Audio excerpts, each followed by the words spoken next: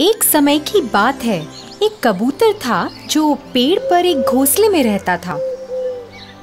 वो पेड़ एक घर की रसोई के बहुत पास था।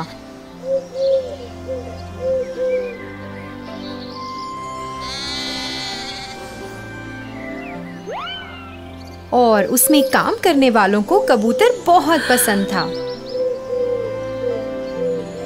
वो लोग अक्सर उसे दाना डालते थे और उसका खूब ख्याल रखते थे। कबूतर अपनी जिंदगी से खुश था और उसे अपने घर से बहुत प्यार था। उस पेड़ के पास एक और पेड़ था जिस पर एक कौवा रहता था। वो बहुत ही आलसी था और सबको परेशान भी करता रहता था। वो दूसरे पंछियों का खाना ले लेता था और कभी उनका घोंसला भी खराब कर देता था क्योंकि उसे खुद मेहनत करने में आलस आता था। एक दिन कौवे ने कबूतर को उस रसोई से खाना लाते देखा। उसने देखा कि रसोई में काम करने वाले कबूतर के प्रति बहुत दयालु हैं और उसे भी ऐसा आराम चाहिए था। फिर एक सुहानी सुबह का दिन था जब कबूतर अपना घोंसला साफ कर रहा था और अपनी पसंदीदा धुन गुनगुना रहा था। जब वो अपने घोंसले के लिए नई झाड़ियां उठा रहा था तभी उसका पैर घास में फंस गया। वो अपना पैर निकालने के लिए बहुत संघर्ष कर रहा था। फिर अचानक उसने ऊपर उस काले कौवे को देखा। फिर कौवा बोला, हेलो दोस्त, ऐसा लगता है कि तुम फंस गए हो। क्या मैं तुम्हारी मदद कर सकता हूँ? कोई बात नहीं, मैं ठीक हूँ, कबूतर ने कहा। अरे छोड़ो, मैं तुम्हें बाहर निकालता हूँ। कौवे ने झाड़ियों को खींचा और कबूतर का पैर बाहर आ गया। शुक्रिया दोस्त, तुम्हारा दिन खुशहाल रहे, कबूतर ने कहा। फिर जैसे ही कबूतर उड़ने लगा, कौवे ने उसे रोका। थोड़ा रुको दोस्त, शायद तुम मेरी मदद कर सकते हो। बस एक छोटी सी बेनती है, क्या हम दोस्त बन सकते हैं?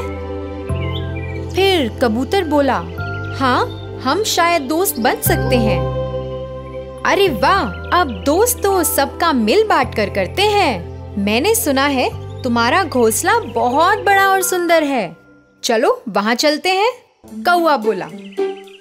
कबूतर थोड़ा हिचकिचाया मगर मान गया। दोनों उड़ चले।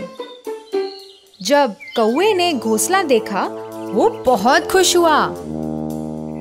कौवे को उस घोंसले में बहुत आराम मिला और उसने पूरा लुत्फ उठाने का सोचा। कबूतर ने उसे वहां रहने को और साथ में समय बिताने को कहा, जिससे वो खेलकूद और लोगों के बारे में गपशप कर सकें।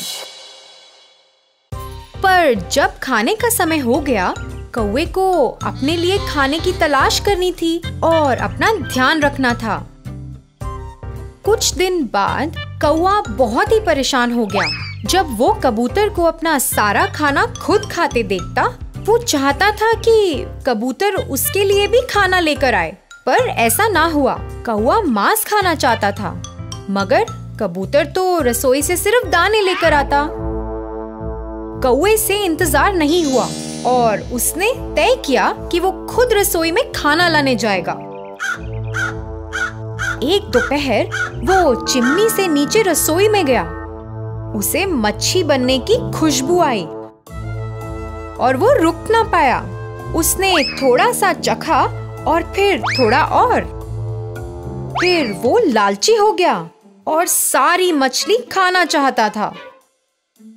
इसी दौरान वो थाली जमीन पर गिर गई। घर के लोगों ने आवाज सुनी और भागते हुए रसोई में आ गए।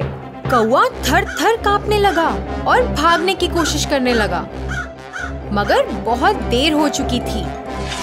एक आदमी ने उसे पकड़ लिया और दूसरे ने कटोरे से कौवे के सर पे मारा।